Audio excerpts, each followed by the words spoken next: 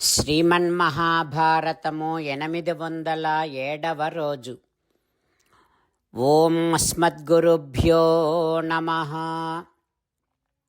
నారాయణం నమస్కృత్య నరం చైవ నరోత్తమం దేవీం సరస్వతీం వ్యాసం తతో జయం ఉదీరయేత్.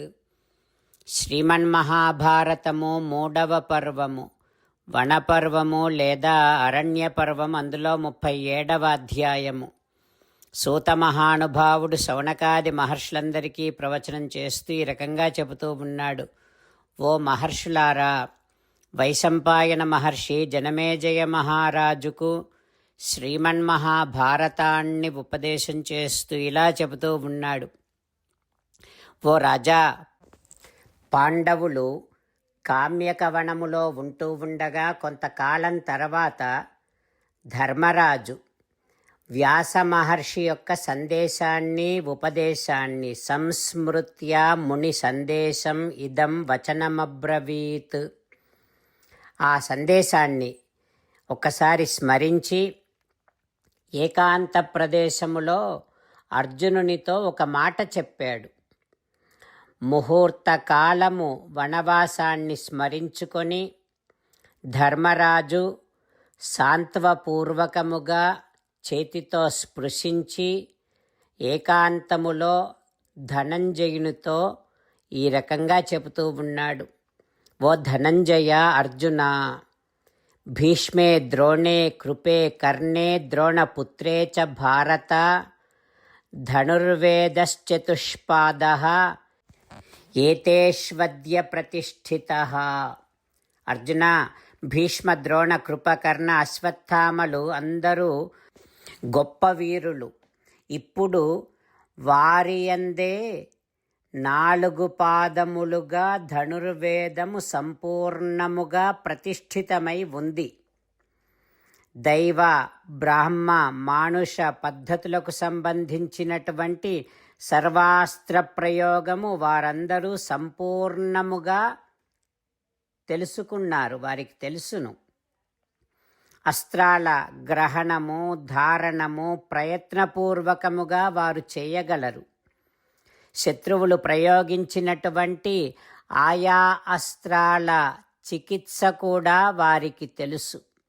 ఇక దుర్యోధనుడేమో వారందరినీ చాలా బాగా చూసుకుంటూ ఉన్నాడు, వారిని సంతృప్తిపరుస్తూ ఉన్నాడు. వారి పట్ల గురువత్ తేషు వర్తతే, వారి పట్ల గురుభావముతో ప్రవర్తిస్తూ ఉన్నాడు దుర్యోధనుడు. అందుకని అందరికీ దుర్యోధనుడి మీద ప్రేమ ఉంది. అతడు ఆచార్యులందరినీ గౌరవిస్తూ ఉన్నాడు. వారందరూ తృప్తిగా ఉన్నారు. అందువల్ల వారందరూ అతని కోసమని ఎల్లప్పుడూ ప్రయత్నము చేస్తూనే ఉంటారు.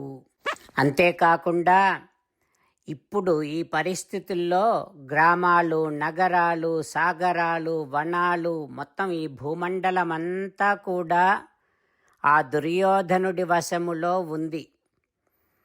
ఈ యోధులందరూ కూడా, ఈ వీరులంతా, భీష్మద్రోణాదులు కూడా దుర్యోధనుడి యొక్క శక్తిని క్షీణింపనీయరు.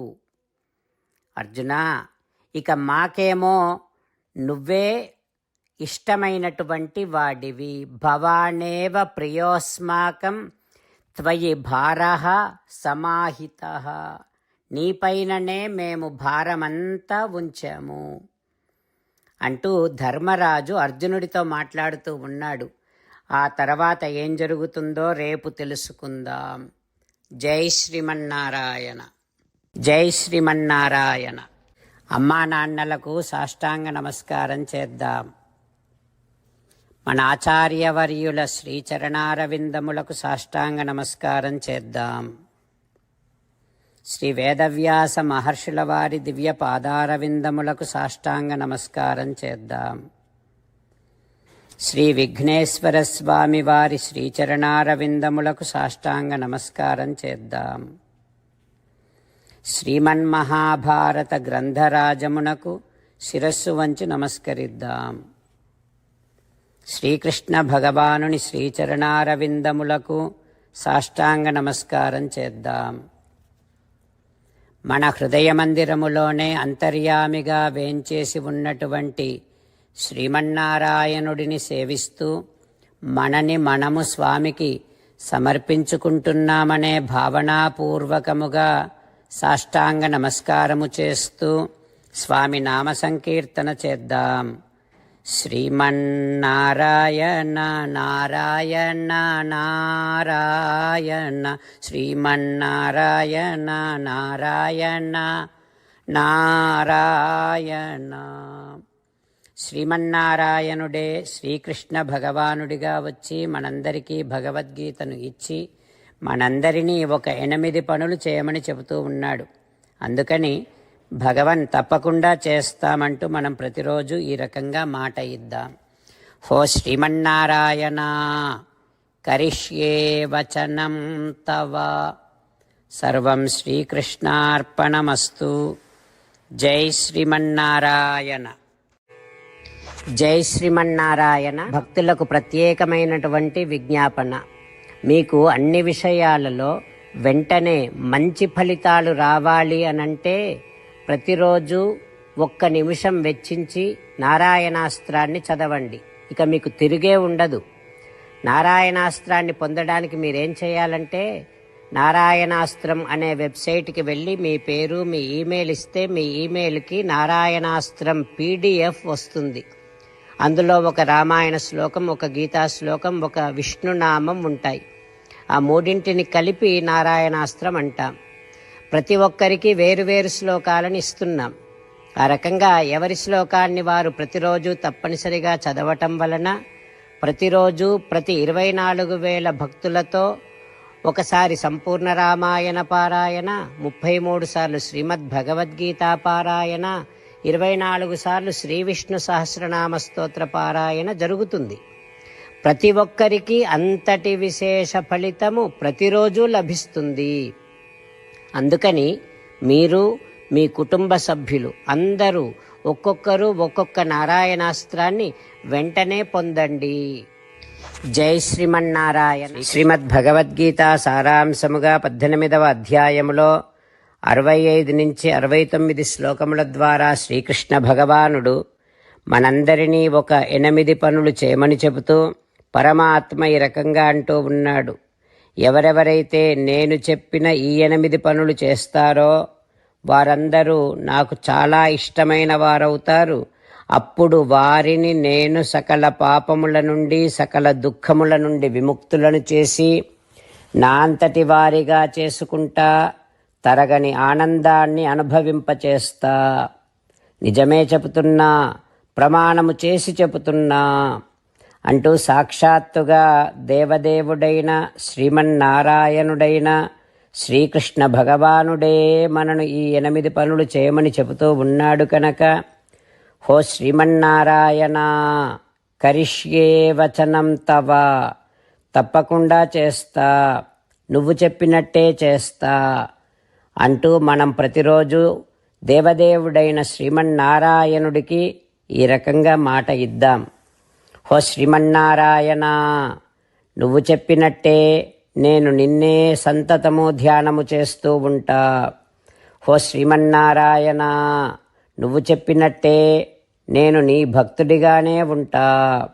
హో శ్రీమన్నారాయణ, నువ్వు చెయ్యమన్నట్టే నేను నా విధులను కర్తవ్యాలను నీ సేవగా నీ తృప్తి కోసమనే సక్రమంగా నిర్వర్తిస్తూ ఉంటా. హో శ్రీమన్నారాయణ, నువ్వు చెప్పినట్టే నేను నీవాడిని అనే మహావిశ్వాసాన్ని సంతతము కలిగి ఉంటూ నా హృదయములో నీకే నమస్కరిస్తూ ఉంటా.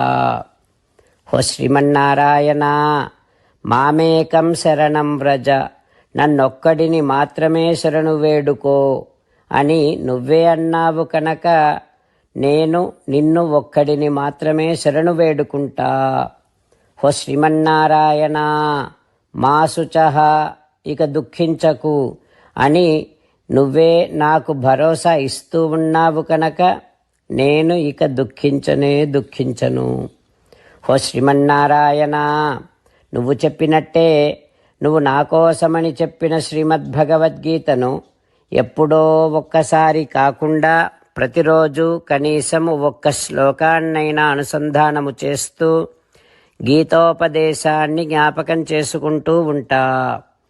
హో శ్రీమన్నారాయణ, నువ్వు చెప్పినట్టే నువ్వందరి కోసమని చెప్పిన శ్రీమద్భగవద్గీతను తెలియని భక్తులందరికీ తెలియచేసే నా వంతు ప్రయత్నాన్ని నిరంతరము కొనసాగిస్తూనే ఉంటా. హో శ్రీమన్నారాయణ, నేను నువ్వు చెప్పినట్టే చేస్తా, నీకు నచ్చినట్టే ప్రవర్తిస్తా, నీకోసమే పని చేస్తూ ఉంటా. కరిష్యే వచనం తవ. సర్వం శ్రీకృష్ణార్పణమస్తు. జై శ్రీమన్నారాయణ.